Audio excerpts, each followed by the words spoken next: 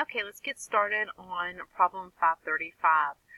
Here we go. We've got the problem here with two decimal places for the units. So I'm just going to take a real quick look to see at the values. So we've got a 0.13 and a 0.38 and the 0.88. So just as a reminder, in case you haven't remembered all of your fractions, the 0.13 is rounded up from the point is 0.125 rounded up. 0.88 is 0.875. Okay, so and the 0.38 is 0.375. So looking at this and looking at all of the numbers, the only one that would be off would be the 0.06. That would be a 1/16 of an inch. I don't want to set my settings for this drawing at a 1/16 of an inch, so I'm going to go ahead and put the setting at 0.125 for the snap, and that's going to make our drawing time a lot quicker. So just a real quick review. So you're going over to the model space in your A-size title block. I'm going to make sure my grid is on. Right click over top my snap settings, and let's make sure we have these set to 0.125. So set both of those. I'm going to go ahead and take the grid down to 0.125 as well, so that way when I start drawing, my snap and my grid is going to be together. So looking at this problem, we're going to look at the front view. The front view is going to be pointing to the left here. The right side view is going to be the view that has the actual circles laid out. I'm going to start this problem with the right side view.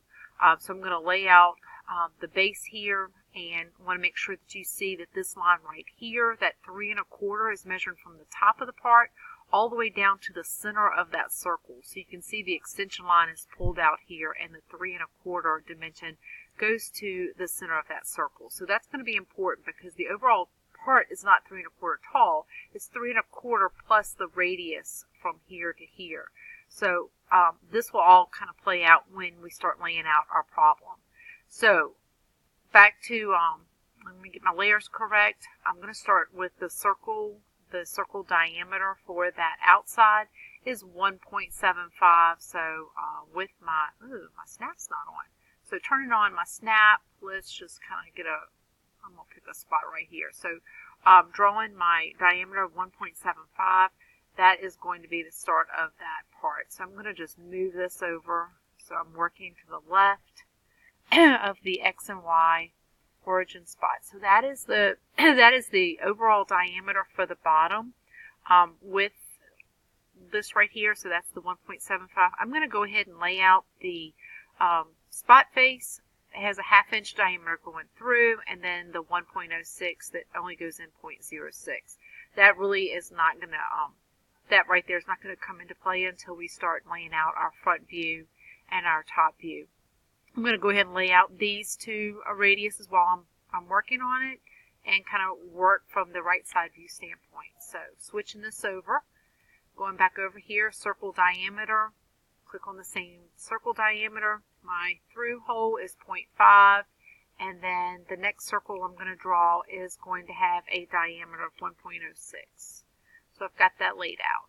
So with that 3 1/4 dimension, I'm just going to go over here to where that 3 1/4 is dimensioning from, and that's from the center of the circle. So I'm going to pick the quadrant of that circle, and I'm going to just stretch my line up. You can either type in the 3.25, or you can wait till your snap snaps to the 3.25.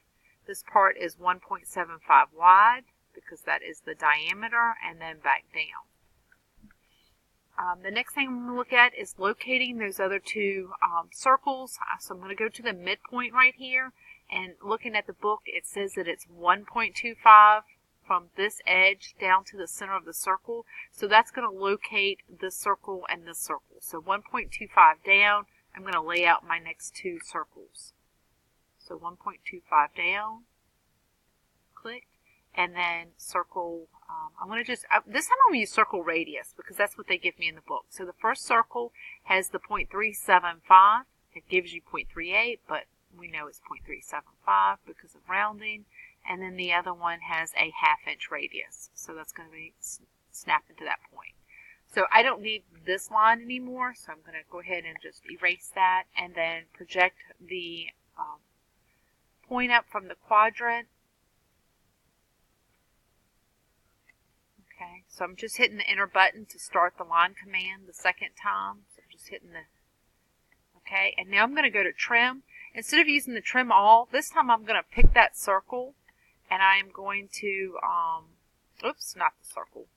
Let me back up. Trim these two lines here, and I'm going to be able to get rid of that circle on the inside, and now I'm going to hit trim again, pick those two lines, hit the enter button, and then I can get rid of that inside. So I was just using the trim because I had selected one time. Remember, you can hit the enter button or the space bar and the command will repeat itself. So back to trim, I'm going to trim out this inside piece, and that is that little cutout. So that is the beginning of the right side view.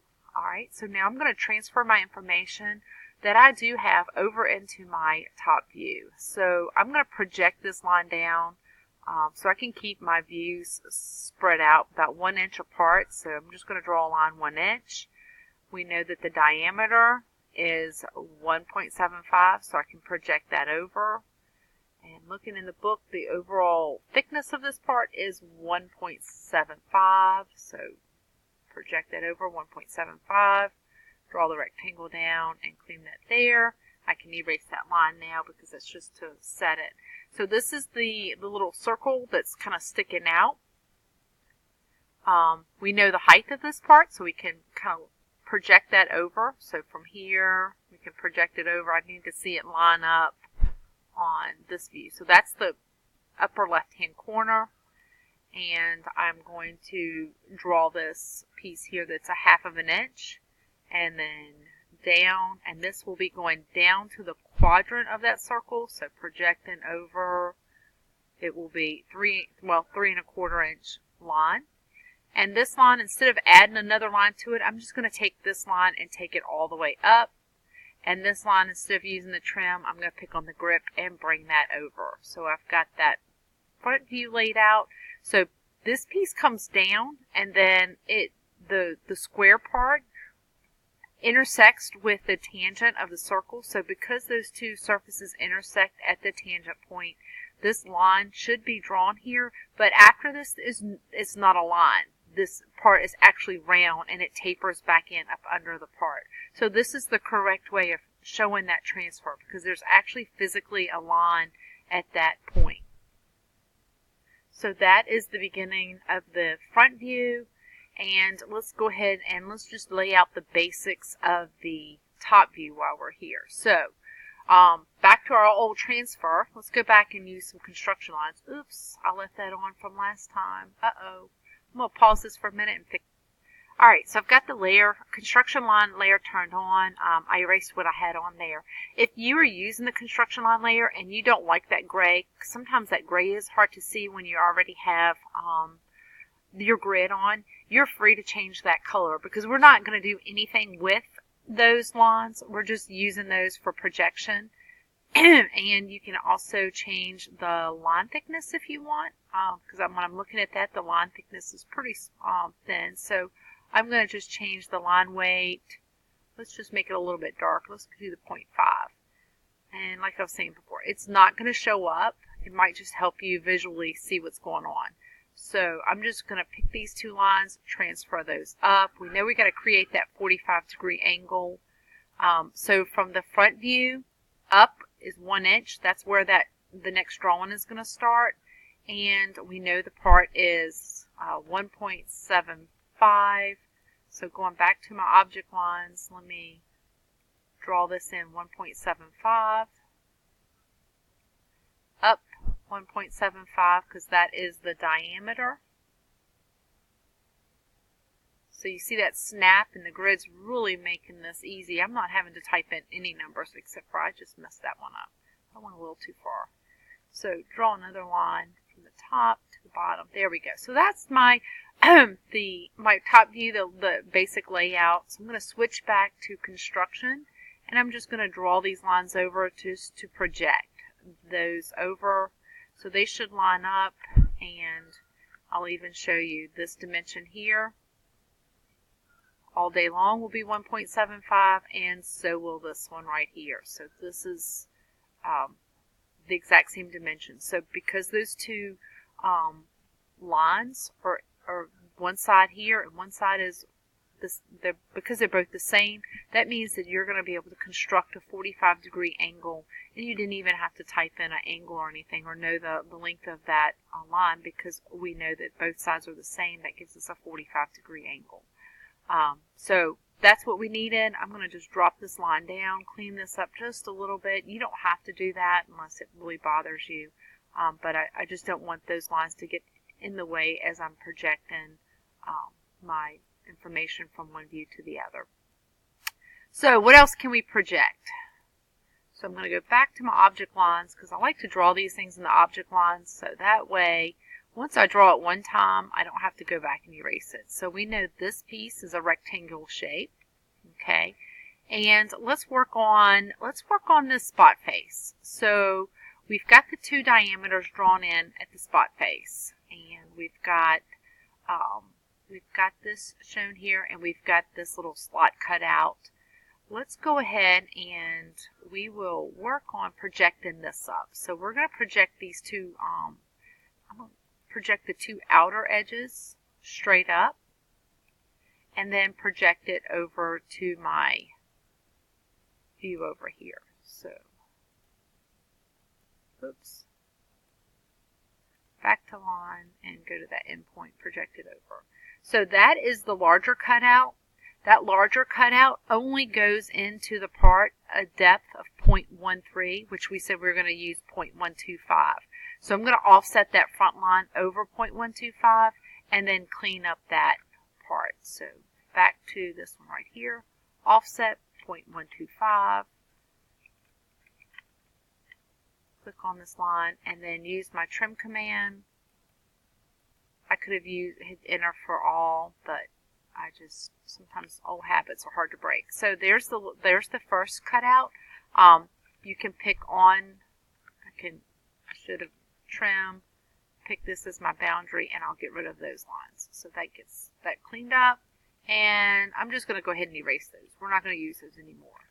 The next two lines that we're going to transfer is going to be from the small slot. Transfer that up, transfer those lines over. And remember that these are object lines because we can see these features from the top of that part. So it's not hidden, and we can see all of that, those cutouts are from the top. So using my boundary again, I'm going to just click on those two. And there's the cutout on your top view. So that's the little slot where it steps back 0.125. Just proving everything. This diameter should be, what do we have? The radius is 0.375, so that gives us the diameter of 0.75. And the radius for this other one was 0.5, so that gives us a diameter of 1. So that is correct, and everything is laid out perfect. So we're good with that. So we've transferred that up. We can also use those lines to transfer that down into the front view, okay? Because this is from the front. This is that cutout, so we know that the first line, or this line, would come in along this line right here, okay? And then we would have another line that is going to that line's going to go through this part. And then we have the second one that comes down. Let's just make that line longer. So it goes down by 1/8 of an inch, and then we have a line that goes to the front. So this is the larger cutout right here. This is the smaller one that's going all the way through. And you should be thinking to yourself right now, can we see that from the front view? No, we cannot. So we need to do a layer change. So I'm going to select all of those lines and change it to hidden. Alright, so now we've got those slots. So I'm just going to pop the grid off, so that makes a little bit more sense. So this is the cutout, this is the smaller cutout, this is the larger cutout, and those are going to be hidden lines. So that looks great. So let's move on to the spot face. Okay, so based on our notes that we took the other day.